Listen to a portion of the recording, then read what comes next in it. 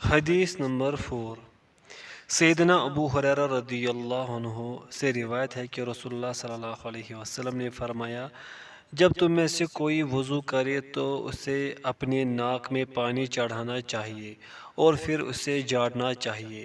جب کوئی استنجا کے لیے ڈھیلے استعمال کرے تو اسے طاق استعمال کرنے چاہیے، اور جب تم میں سے کوئی شخص نیند سے بیدار ہو تو اسے اپنے دونوں ہاتھ برتن میں ڈالنے سے پہلے 3 مرتبہ دھونے چاہیے، کیونکہ یقیناً تم میں سے کوئی بھی نہیں جانتا کہ اس کے ہاتھ نے کہاں رات گزاری ہے۔ مسلم کے الفاظ میں ہے، اسے اپنے نتنوں میں پانی چڑھانا چاہیے، اور یہ بھی الفاظ ہیں، جو شخص وضو کرے وہ ناک میں پانی چڑھائے۔ شرح المفردات لیستنثر، اس سے مراد اپنے ناک میں پانی داخل کرنے کے بعد باہر نکالنا۔ واحد مذکر غائب، فعل امر معلوم، باب استفعال۔ استجمرہ، پیشاب یا پاخانہ کرنے کے بعد اپنے اعضاء پوچھنے کے لیے پتھر یا ڈیلے وغیرہ کا استعمال کرنا۔ واحد مذکر غائب، فعل ماضی معلوم، باب استفعال۔ فلیوتر، ان پتھروں یا ڈیلوں کی تعداد وتر یعنی طاق ہونی چاہیے، 3، 5 یا اس سے بھی زیادہ۔ واحد مذکر غائب، فعل امر معلوم، باب افعال۔ فلیستنشق، ناک میں پانی ڈالنا اور پھر اسے باہر نکالنے کے لیے ناک جھاڑنا۔ واحد مذکر غائب، فعل امر معلوم، باب استفعال۔ شرح الحدیث، یہاں نبی کریم صلی اللہ علیہ وسلم نے طہارت سے متعلقہ 3 امور بیان فرمائے ہیں۔ پوائنٹ فرسٹ، وضو کا ایک جزو یہ ہے کہ وضو کرتے ہوئے ناک میں پانی چڑھانا اور پھر اسے اچھی طرح جھاڑنا چاہیے۔ ایک روایت میں نبی صلی اللہ علیہ وسلم نے اس کی توجیہ بیان فرمائی ہے کہ شیطان ناک کے بانسے میں رات بسر کرتا ہے۔ صحیح البخاری، صحیح مسلم۔ وضو میں یہ حکم اسی لیے ہے تاکہ شیطانی اثرات زائل ہو سکے۔ پوائنٹ سیکنڈ، دوسرا امر قضائے حاجت کے بعد استنجا کرنے سے متعلق ہے کہ استنجا کرتے ہوئے طاق تعداد میں ڈیلے استعمال کرنے چاہیے۔ جمار اہل عرب کے ہاں چھوٹے پتھروں کو کہتے ہیں۔ السیحہ للجوہری۔ فلیوتر کے 2 معنی کیے جاتے ہیں، ایک تو یہ کہ وہ پتھر یا ڈیلے وتر یعنی طاق تعداد میں استعمال کیے جائے، اور دوسرا یہ کہ ڈیلا خواہ ایک ہی ہو لیکن اس سے مخرج کو پوچھنا طاق تعداد میں چاہیے۔ دونوں معنوں سے مقصود اچھی طرح طہارت حاصل کرنا ہے، البتہ پہلا معنی راجح ہے کیونکہ اس کی تائید میں متعدد احادیث ملتی ہے، جیسے کہ سیدنا ابن مسعود رضی اللہ عنہ بیان فرماتے ہیں کہ نبی کریم صلی اللہ علیہ وسلم قضائے حاجت کے لیے جانے لگے تو مجھے 3 پتھر لانے کا حکم فرمایا۔ صحیح البخاری۔ نیز وہ ڈیلے اور پتھر بذات ہی پاکیزہ ہونے چاہیے، کیونکہ جو چیز خود طاہر نہ ہو وہ مطہر بھی نہیں ہو سکتی۔ سیدنا ابن مسعود رضی اللہ عنہ کو جب تیسرا پتھر نہ ملا تو سوکھا گوبر اٹھا لائے۔ نبی کریم صلی اللہ علیہ وسلم نے اس کو گوبر کو پھینک دیا اور فرمایا کہ یہ گندی ہے، پتھر لے کر آؤ۔ مسند احمد۔ اسی طرح حدیث سے استنجا کرنے کی بھی ممانعت وارد ہوئی ہے، سنن ابی داؤد، سنن ابن ماجہ۔ پوائنٹ تھرڈ، تیسرا حکم یہ ہے کہ نیند سے بیدار ہونے کے بعد کسی برتن میں ہاتھ ڈالنے سے پہلے انہیں 3 مرتبہ دھونا چاہیے، کیونکہ نیند موت کے مثل ہے اور انسان بحالت نیند ذاتی و دیگر جمعی امور سے قطعی غافل ہوتا ہے۔ اس غفلت کی حالت میں وہ کیا کچھ کرتا ہے اور کیا نہیں کرتا اسے اس کا چندہ علم نہیں ہوتا، اس لیے ہاتھ دھونے کا حکم فرمایا ہے کہ نامعلوم اس کا ہاتھ کہاں کہاں لگتا رہا ہے، اور 3 مرتبہ دھونے کی حکمت اچھی طرح پاکیزگی حاصل کرنا ہے۔ ایک روایت میں آئین کانت تطوف یدہ کے الفاظ ہیں، یعنی اسے کیا معلوم کہ اس کا ہاتھ کہاں چکر لگاتا رہا۔ سنن نبی داؤد۔ حدیث نمبر 5، سیدنا ابو ہریرہ رضی اللہ عنہ سے مروی ہے کہ رسول اللہ صلی اللہ علیہ وسلم نے فرمایا، تم میں سے کوئی بھی شخص کھڑے ہوئے پانی میں یعنی جو بہہ نہ رہا ہو ہرگز پیشاب نہ کرے کہ پھر وہ اسی سے غسل کر لے۔ اور مسلم میں ہے، تم میں سے کوئی شخص جنبی حالت میں کھڑے پانی میں غسل نہ کرے۔ شرح المفردات، الدائم ایسا پانی جو اپنی جگہ پر ہی ٹھہرا رہے یعنی بہتا نہ ہو، جیسے تالاب وغیرہ۔ واحد مذکر اسم فاعل، باب نصر ینصر۔ شرح الحدیث، لا تحریم پر دلالت کرتا ہے، جیسا کہ فرمان باری تعالیٰ ہے، لا تقتلوا انفسکم، سورۃ النساء۔ اسی طرح کی دیگر مثالیں، کسی قرینہ کے بغیر اس کا حکم تبدیل نہیں ہوتا۔ چنانچہ کھڑے پانی میں پیشاب کرنا یا غسل جنابت کرنا حرام ہے۔ امام مالک رحمہ اللہ اسے کراہت پر محمول کرتے ہیں۔ شرح عمدۃ الاحکام لابن دقیق العید۔ اگر پانی بھی صرف وہی میسر ہو اور اسی سے غسل جنابت کرنا ہو تو اس کا حل سیدنا ابو ہریرہ رضی اللہ عنہ نے یہ بیان کیا ہے کہ اس میں سے بقدر ضرورت پانی الگ نکال لیا جائے اور اس سے غسل کر لیا جائے۔ صحیح البخاری۔ حدیث نمبر 6، سیدنا ابو ہریرہ رضی اللہ عنہ سے روایت ہے کہ رسول اللہ صلی اللہ علیہ وسلم نے فرمایا، جب تمہارے کسی برتن سے کتا پی لے تو اس برتن کو 7 مرتبہ دھو لینا چاہیے۔ اور مسلم میں یہ ہے، ان 7 مرتبہ دھونے میں سے پہلی یا آخری مرتبہ مٹی کے ساتھ دھونا چاہیے۔ مسلم ہی میں سیدنا عبداللہ بن مغفل رضی اللہ عنہ کی حدیث ہے کہ رسول اللہ صلی اللہ علیہ وسلم نے فرمایا، جب کتا برتن میں منہ ڈالے تو اسے 7 مرتبہ دھو اور 8ویں مرتبہ مٹی کے ساتھ مل کر دھو۔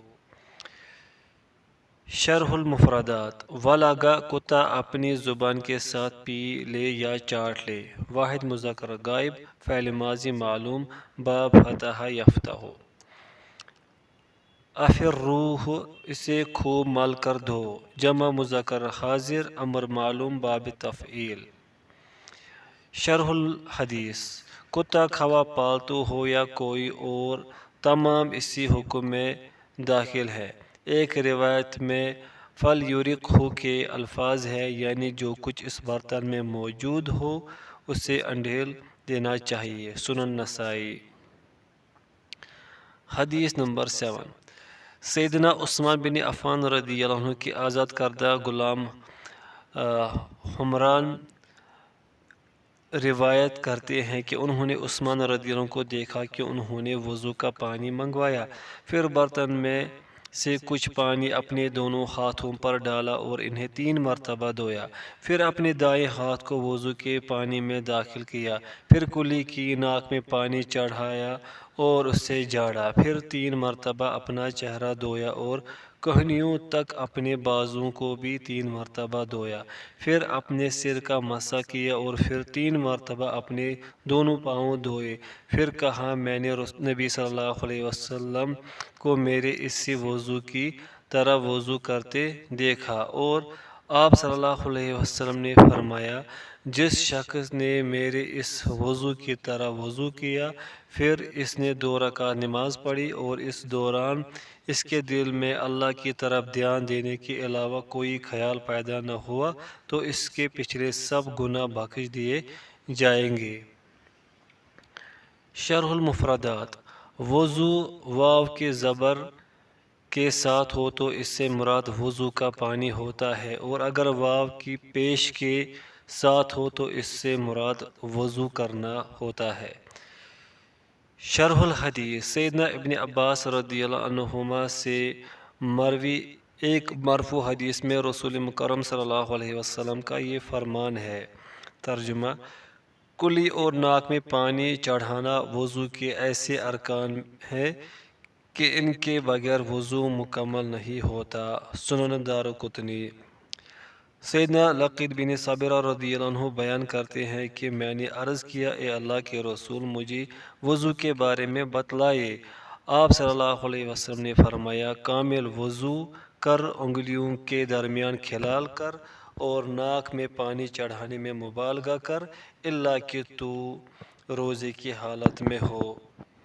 سنن نبی داؤد، سنن نسائی، جامع ترمذی، سنن ابن ماجہ، مسند احمد۔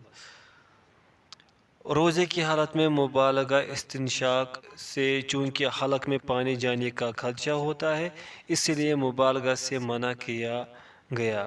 البتہ ناک میں پانی ڈال کر اسے جھاڑنے کے متعلق سیدنا ابو ہریرہ رضی اللہ عنہ کی یہ حدیث ہے۔ ترجمہ: جو وضو کرے اسے ناک سے پانی جھاڑنا چاہیے۔ جس نے ایسا کیا اس نے یقیناً اچھا کیا، اور جس نے نہ بھی کیا تو کوئی حرج نہیں۔ سنن نبی داؤد۔ سیدنا ابو ہریرہ رضی اللہ عنہ بیان کرتے ہیں کہ رسول اللہ صلی اللہ علیہ وسلم نے فرمایا، جس کا وضو نہ ہو اس کی نماز نہیں ہوتی، اور جو وضو کرتے وقت بسم اللہ نہ پڑھے اس کا وضو نہیں ہوتا۔ سنن نبی داؤد، مسند احمد۔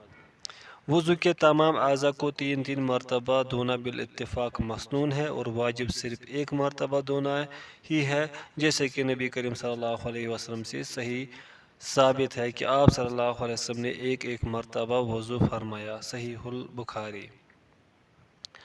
اسی طرح 3 سے زیادہ بار دھونا خلاف شرع ہے، جیسا کہ ایک بدوی نے رسول اللہ صلی اللہ علیہ وسلم سے وضو کی بابت سوال کیا تو آپ صلی اللہ علیہ وسلم نے اسے اعضائے وضو 3 بار دھو کر دکھائے اور فرمایا، ترجمہ: وضو یہی ہے، سو جس نے اس پر اضافہ کیا اس نے برا کیا، زیادتی کی اور ظلم کیا۔ مسند احمد، سنن نبی داؤد، سنن نسائی، سنن ابن ماجہ۔ فَاغْسِلُوا وُجُوهَكُمْ وَأَيْدِيَكُمْ إِلَى الْمَرَافِقِ۔ سورۃ المائدہ آیت نمبر 6۔ اس آیت میں اِلی انتہائی غایت کے لیے ہے، جس کا مطلب ہے مع المرافق، یعنی کوہنیوں سمیت۔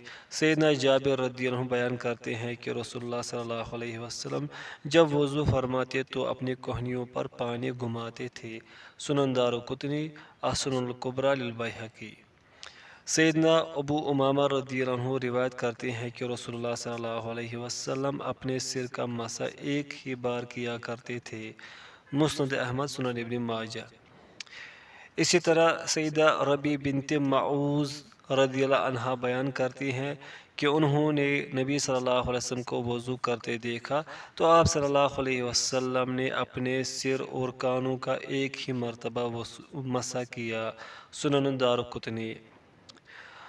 دونوں پاؤں کو مکمل اور اچھی طرح دھونا چاہیے۔ نبی کریم صلی اللہ علیہ وسلم نے ایک شخص کو دیکھا کہ اس نے وضو کیا تو اپنے پاؤں پر ناخن برابر جگہ خشک چھوڑ دی تو آپ صلی اللہ علیہ وسلم نے اس سے حکم فرمایا، واپس جاؤ اور اچھی طرح وضو کرو۔ صحیح مسلم۔ راوی الحدیث: آپ امیر المؤمنین سیدنا عثمان بن عفان رضی اللہ عنہ کے آزاد کردہ غلام تھے۔ والد کا نام ابان تھا۔ آپ مدنی اور قرشی تھے۔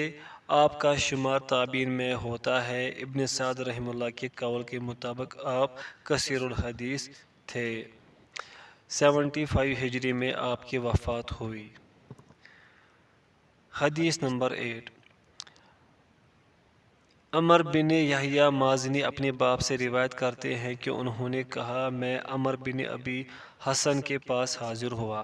انہوں نے سیدنا عبداللہ بن زید رضی اللہ عنہما سے نبی صلی اللہ علیہ وسلم کے وضو کی بابت پوچھا تو انہوں نے پانی کا برتن منگوایا اور انہیں رسول اللہ صلی اللہ علیہ وسلم کا وضو کر کے دکھانے لگے۔ آپ نے برتن سے پانی لے کر اپنے دونوں ہاتھوں پر ڈالا اور 3 مرتبہ اپنے ہاتھوں کو دھویا، پھر اپنا ہاتھ برتن میں داخل کیا اور پانی کے 3 چلووں کے ساتھ کلی کی، ناک میں پانی چڑھایا اور جھاڑا، پھر اپنا ہاتھ برتن میں ڈالا اور پانی لے کر 3 مرتبہ اپنا چہرہ دھویا، پھر برتن میں ہاتھ ڈالا اور دونوں ہاتھوں کو کوہنیوں تک 2 مرتبہ دھویا، پھر برتن میں ہاتھ داخل کیا اور پانی لے کر اپنے سر کا ایک مرتبہ مسح کیا، وہ اس طرح کہ آپ اپنے دونوں ہاتھوں کو آگے سے پیچھے لے گئے اور پھر پیچھے سے آگے لے کر آئے، پھر اپنے دونوں پاؤں دھوئے۔ ایک روایت میں ہے آپ اپنے سر کے اگلے حصے سے شروع کرتے حتیٰ کہ ان ہاتھوں کو اپنی گدی تک لے جاتے اور پھر انہیں اسی جگہ سے لوٹاتے جہاں سے شروع کیا تھا۔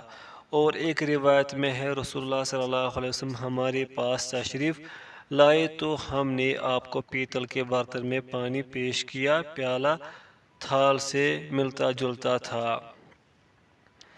شرح المفردات: الطور تشت کے مثل چھوٹا برتن، فاکفا پانی ڈالا یا بہایا، واحد مذکر غائب فعل ماضی معلوم باب افعال، کفاہ سر کا آخری حصہ گدی، سفرن تانبے یا پیتل کی ایک قسم۔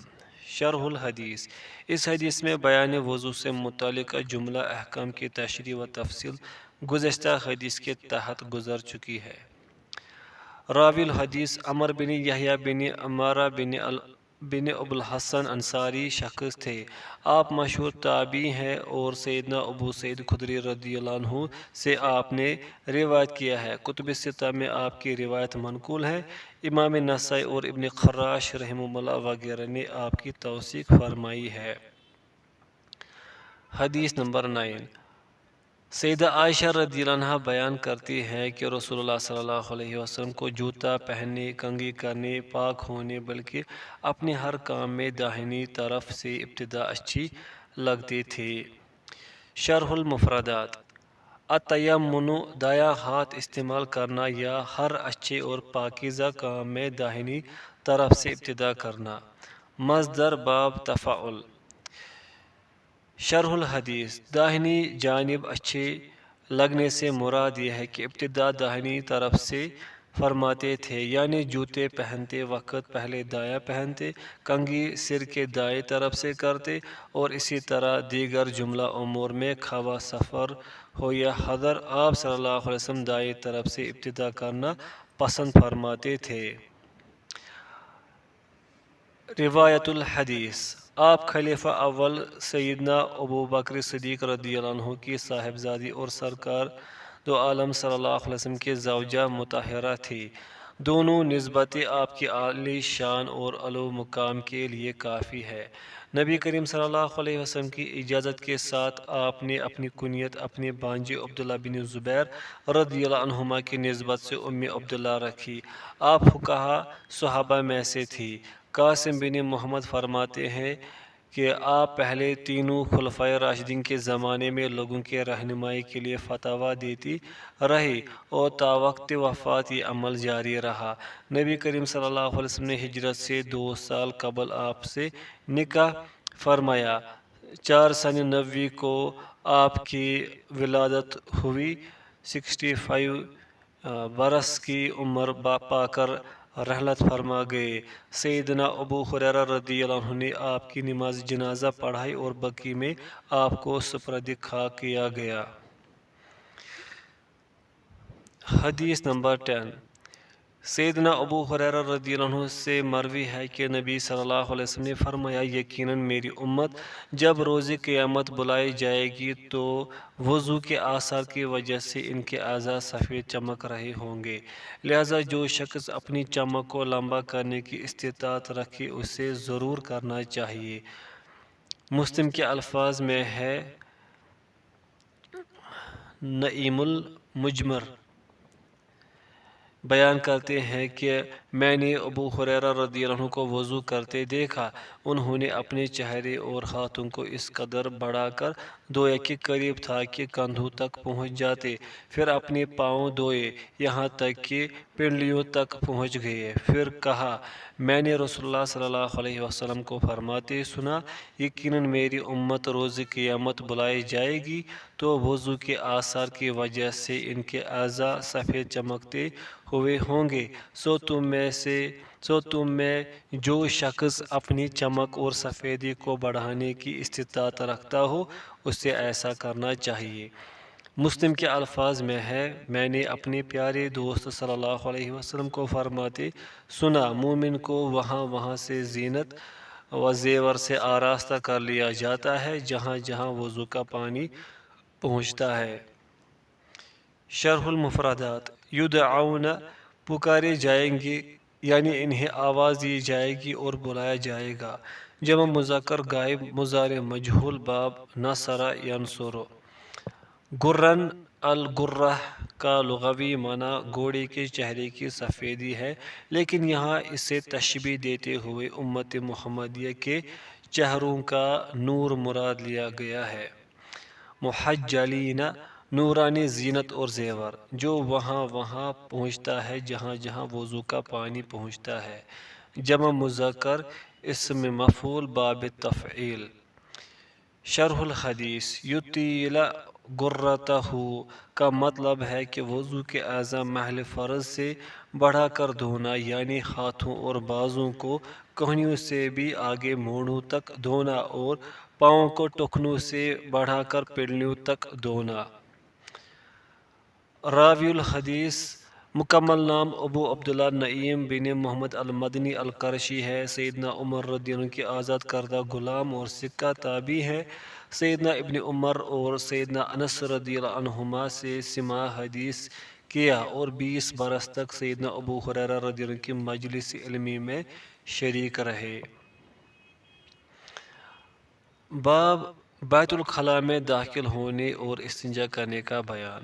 حدیث نمبر 11، سیدنا انس بن مالک رضی اللہ عنہ سے روایت ہے کہ نبی صلی اللہ علیہ وسلم جب بیت الخلاء میں داخل ہوتے تو فرماتے، اللہم انی اعوذ بک من الخبث والخبائث، اے اللہ میں ناپاک جنوں اور ناپاک جنیوں سے تیری پناہ میں آتا ہوں۔ شرح المفردات، الاستطابہ گندی دور کرنا، بول و براز کے بعد پاک و صاف ہونا۔ الخلاء کھلی اور کشادہ جگہ جہاں بول و براز کیا جاتا ہے۔ الخبث یہ خبیث کی جمع ہے اور اس سے مراد شیطان کے چیلے ہیں۔ الخبائث یہ خبیثۃ کی جمع ہے اور اس سے مراد شیطان کی چیلیاں ہیں۔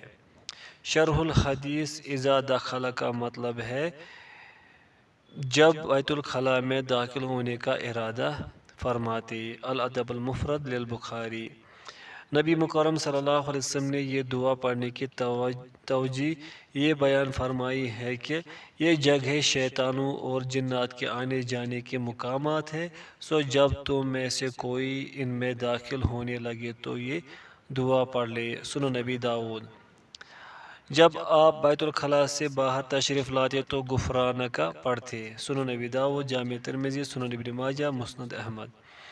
ایک روایت میں بیت الخلاء سے نکلنے کی یہ دعا بھی رسول اللہ صلی اللہ علیہ وسلم کے عمل سے ثابت ہے۔ الحمدللہ الذی اذھب عنی الاذی وعافانی، تمام تعریفیں اس اللہ کے لیے ہیں جس نے مجھ سے تکلیف رفع اور مجھے عافیت بخشی۔ سنن ابن ماجہ، لیکن یہ روایت ضعیف ہے، یعنی یہ دعا ثابت نہیں ہے، افضل یہ ہے کہ غفرانک ہی پڑھے۔ راوی الحدیث، نام انس بن مالک نضر انصاری خزرجی بخاری ہے، آپ کی کنیت رسول اللہ صلی اللہ علیہ وسلم نے ابو حمزہ رکھی تھی۔ سرکار کائنات صلی اللہ علیہ وسلم کے خادم ہونے اور جنگ بدر میں شرکت کرنے کا اعزاز حاصل ہوا۔ جب رسول اللہ صلی اللہ علیہ وسلم مدینہ تشریف لائے تو آپ کی والدہ ام سلیم رضی اللہ عنہا آپ کو لے کر رسول اللہ صلی اللہ علیہ وسلم کی خدمت میں حاضر ہوئی اور درخواست کی کہ انس کو اپنی خدمت گزاری کے لیے قبول فرمائے، تو آپ صلی اللہ علیہ وسلم نے شرف قبولیت سے نوازا۔ یوں آپ عرصہ 10 سال تک خدمت نبی کی سعادت پاتے رہے۔ رسول اللہ صلی اللہ علیہ وسلم نے آپ کے لیے کثرت مال و اولاد، لمبی زندگی اور جنت میں داخلے کی دعا فرمائی تھی۔ اس دعا کی برکت سے آپ نے بہت سا مال اور اولاد پائی۔ آپ فرمایا کرتے تھے کہ میں انصار میں سب سے زیادہ مال و اولاد کا مالک ہوں۔ آپ کی عمر کی بابت اختلاف ہے، لیکن یہ اختلاف 100 سے زائد عدد میں ہے، یعنی یہ بات متفق ہے کہ آپ نے 100 برس سے زائد عمر پائی۔ بعض 103، کچھ 107 اور کئی 120 بتلاتے ہیں۔ یہ طویل عمری بھی نبی کریم صلی اللہ علیہ وسلم کی دعا ہی کا اثر تھا۔ حدیث نمبر 12۔ سیدنا ابو ایوب رضی اللہ عنہ بیان کرتے ہیں کہ رسول اللہ صلی اللہ علیہ وسلم نے فرمایا، جب تم قضائی حاجت کے لیے آؤ تو پیشاب یا پاخانہ کرتے ہوئے نہ تو قبلہ کی طرف منہ کرو اور نہ ہی اس کی طرف پیٹ کرو، البتہ مشرق و مغرب کی طرف کر لیا کرو۔ ابو ایوب رضی اللہ عنہ بیان کرتے ہیں کہ ہم شام میں آئے تو ہم نے وہاں کی لیٹرینیں قبلہ رخ تعمیر ہوئی پائی تو ہم اللہ سے استغفار کرتے ہوئے وہاں سے نکل پڑے۔ شرح المفردات۔ شرقو او غربو یعنی اپنے چہروں کو مشرق یا مغرب کی طرف کر لو۔ جمع مذکر حاضر فعل امر معلوم باب تفعیل۔ شرح الحدیث۔ ایک روایت میں ہے لا یولیہا ظہرہ کے الفاظ ہے، یعنی قبلہ رخ اپنے پشت نہ پھیرے، صحیح البخاری۔ مشرق و مغرب کی طرف رخ کرنے کا حکم اہل مدینہ اور ان علاقوں کے لیے ہے جن کا قبلہ اس سمت نہ ہو، لیکن جن علاقوں کا قبلہ مشرق یا مغرب کی جانب ہے تو وہ اس حکم میں داخل نہیں ہے۔ معالم السنن۔ راوی الحدیث۔ ابو ایوب خالد بن زید بن قلیب بن ثعلبہ انصاری خزرجی، آپ اپنی کنیت سے مشہور ہوئے۔ جنگ بدر میں شرکت فرمائی اور آپ کا شمار 69 صحابہ میں بھی ہے جنہوں نے عقبہ ثانیہ میں نبی کریم صلی اللہ علیہ وسلم سے بیعت کی تھی۔ نبی کریم صلی اللہ علیہ وسلم کی مدینہ تشریف آوری پر میزبانی کا شرف آپ ہی کو حاصل ہوا تھا۔ آپ صلی اللہ علیہ وسلم نے نبی کریم صلی اللہ علیہ وسلم سے 150 احادیث روایت کی ہیں۔ حدیث نمبر 13۔ سیدنا عبداللہ بن عمر بن خطاب رضی اللہ عنہ بیان کرتے ہیں کہ میں ایک دن اپنی بہن حفصہ رضی اللہ عنہ کے گھر کی چھت پر چڑھا تو میں نے نبی کریم صلی اللہ علیہ وسلم کو دیکھا کہ آپ صلی اللہ علیہ وسلم شام کی طرف رخ کیے اور کعبے کی طرف پیٹ کیے ہوئے قضائے حاجت کر رہے تھے۔ ایک روایت میں ہے بیت المقدس کی طرف رخ کیے ہوئے۔ شرح المفردات۔ رقیت میں اوپر چڑھا، واحد مذکر مونث متکلم فعل ماضی معلوم باب سمع یسمع۔ شرح الحدیث۔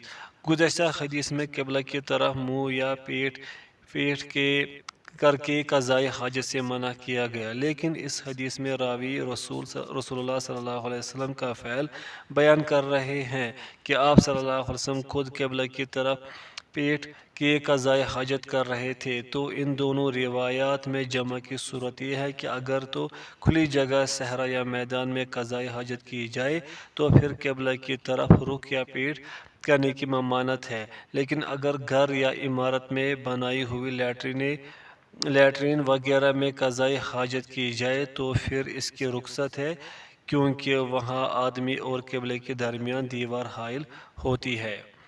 راوی الحدیث۔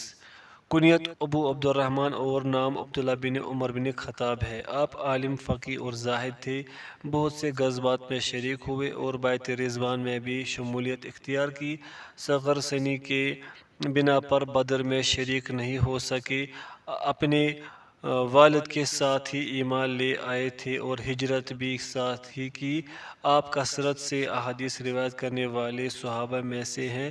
آپ کی روایت کردہ احادیث کی تعداد 1630 ہے۔ کثرت صوم و صلاۃ کے پابند تھے۔ سیدنا ابن زبیر رضی اللہ عنہما کی وفات کے 3 ماہ بعد مکہ مکرمہ میں 73 یا 74 ہجری میں آپ جہان فانی سے کوچ کر گئے۔